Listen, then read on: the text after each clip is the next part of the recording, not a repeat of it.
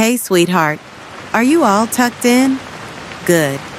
Tonight, I want to tell you a story from my childhood, one that still lingers in my mind, even after all these years. It's about a girl I knew, a friend who lived just next door. But one day, she was gone. No goodbyes, no explanation, just gone. Close your eyes and listen carefully, because this story still gives me chills. When I was around 10 years old, we lived in a quiet suburban neighborhood, the kind where everyone knew each other. Kids played outside until sunset, and nothing ever really happened. That is, until the day my best friend, Lily, moved in next door. She was my age, with dark, curly hair and the brightest green eyes I had ever seen. We became inseparable, spending afternoons playing in each other's yards, whispering secrets under blankets, and making up stories about the world beyond our tiny neighborhood. But there was something strange about Lily's house. Her parents were always distant, barely seen. They never joined the neighborhood gatherings, never spoke more than a few words to anyone. And at night, sometimes, I saw shadows moving behind their curtains, not human-shaped, but strange, shifting forms that sent a chill down my spine.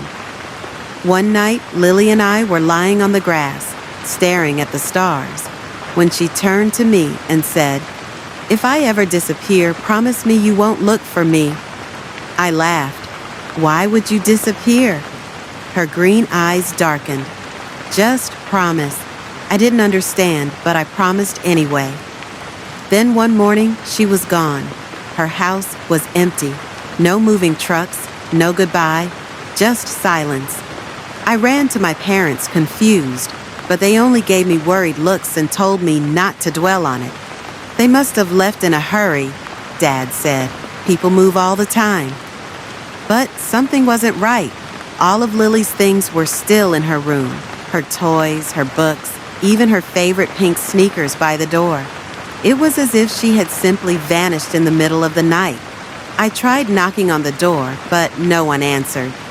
Peering through the windows, I saw something that made my stomach drop.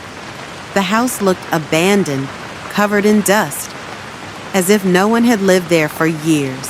That night, I couldn't sleep. A storm raged outside, wind howling through the trees. Then, sometime past midnight, I heard it, a soft tapping on my window. I froze. My room was on the second floor. Slowly, I turned my head. And there, outside in the rain, was Lily. Her green eyes were hollow, her face pale as the moon. Her lips moved, but no sound came out. Then, with one last look of desperation, she slowly backed away and disappeared into the darkness. The next morning, I ran to my parents again, begging them to believe me. They exchanged nervous glances before my mom finally sat me down. "Sweetheart," she said gently, "Lily never lived next door. That house has been empty for years."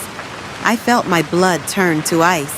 "No, that's not true. I played with her every day." Mom only shook her head.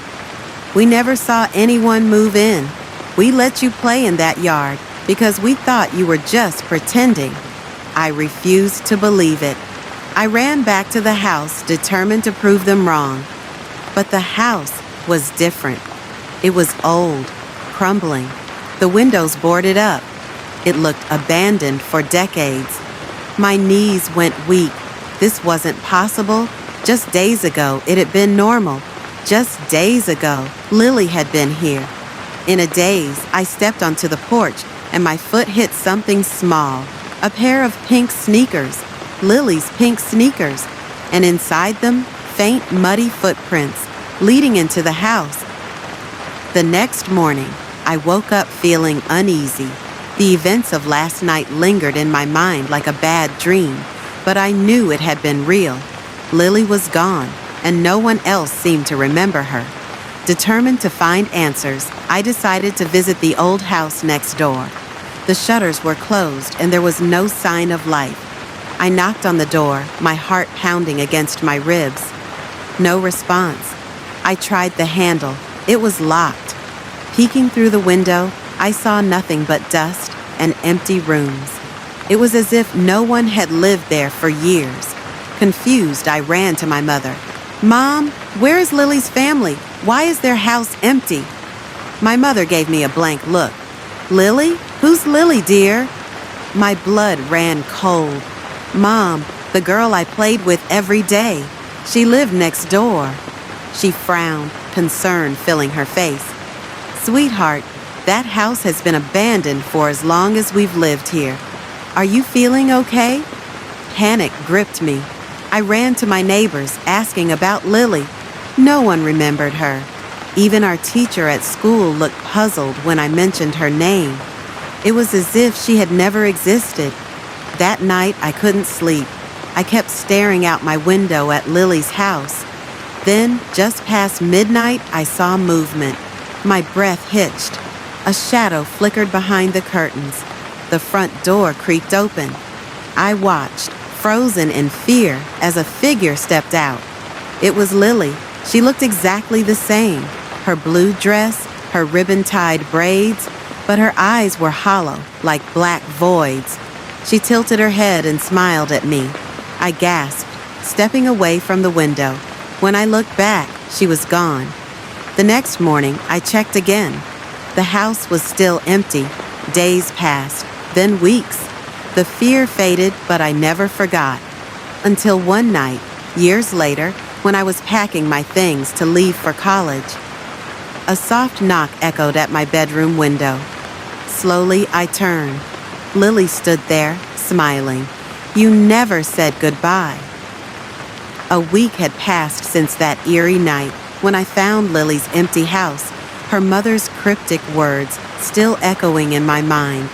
Life had returned to its usual rhythm, or at least that's what I told myself.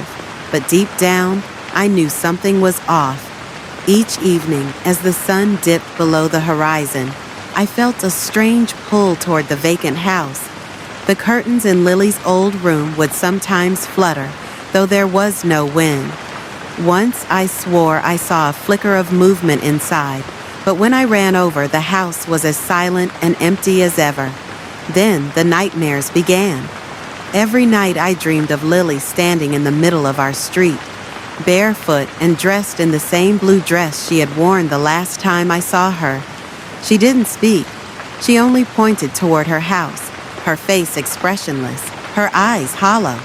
I tried to ignore it at first, but after the third night in a row, I knew I had to do something. So, on the seventh night, I worked up the courage to return to her house. I climbed the steps, my hands trembling as I reached for the doorknob. It should have been locked. It had always been locked. But this time, it turned easily, as if someone had been expecting me. The house smelled of dust and something faintly metallic. The furniture was still there, covered in sheets. The air was stale, as though time itself had frozen. I moved carefully, my footsteps muffled by the thick carpet. Then I saw it. On the living room wall, where family photos used to hang, there was now only one picture. It was of me and Lily, taken on the last day we had played together. We were laughing, unaware that it would be our final moment as friends. But that wasn't what made my blood run cold. There was something written below the photo, scratched into the wood of the wall. The letters were uneven, carved with desperation. "Help me." A gust of wind blew through the house, slamming a door upstairs. My breath caught in my throat. I wasn't alone. Summoning every ounce of courage, I turned and ran. As I burst out the front door, I glanced back one last time, and that's when I saw her. Through the upstairs window, Lily was staring down at me. Her face was pale, her eyes wide with fear. She mouthed something, words I couldn't hear but somehow understood. "Don't forget me." 1 year had passed since that fateful night, when I saw Lily standing in the rain, her dress soaked through, her expression vacant and lost. After that night, I stopped looking for answers. I convinced myself that maybe, Just maybe I had imagined the whole thing, that my mind had been playing tricks on me, weaving a ghost story out of a tragic childhood memory. But as the anniversary of her disappearance approached, something changed. It started with a phone call. A number I didn't recognize flashed on my screen late one evening. Against my better judgment, I answered. "Hello?" I said, my voice cautious. At first, there was only silence, then a faint crackling static, and then a whisper, "Help me." I shot up from my seat, my hands gripping the phone so tightly my knuckles turned white. "Who is this?" The line went dead. I tried to tell myself it was just a prank, but deep down I knew better. The voice, frail, trembling, was eerily familiar. It sounded like Lily, but that was impossible. I couldn't sleep that night. When I finally drifted off in the early hours of the morning, I dreamt of her. Lily standing outside my childhood home, reaching out to me. But this time, her eyes were hollow. Her mouth stretched too wide in a silent scream. And then, she vanished. I woke up drenched in sweat. That morning, I made a decision. I had to go back. I drove for hours until I reached my old neighborhood. The street was eerily quiet, unchanged despite the passing years. But something felt wrong. Like the air was heavier, the shadows darker. Then I saw it. The house. Lily's old house. Except it shouldn't have been there. It had burned down decades ago. Yet there it stood, exactly as it had been when we were children. I hesitated, my heart hammering in my chest, but something compelled me forward. I pushed open the rusted gate and stepped onto the porch. The front door was ajar. Inside, the air smelled of damp wood and decay. Dust coated every surface, yet the house felt lived in, like someone had just stepped out of the room moments before I arrived. And then I heard it, a soft humming. A melody I hadn't heard in years, Lily's lullaby. I followed the sound, my pulse quickening with every step. It led me to the attic door, slightly open. I hesitated before pushing it wider. The attic was exactly as I remembered it. Boxes stacked high, an old rocking chair near the window. And there, in the center of the room, stood Lily. She looked unchanged, as if she hadn't aged a day. "Lily?" I whispered, my voice barely audible. She turned slowly, her face expressionless. "You shouldn't be here." Tears pricked my eyes. I looked for you, for years. What happened to you?" She smiled then, but it wasn't a smile of joy. It was cold, empty.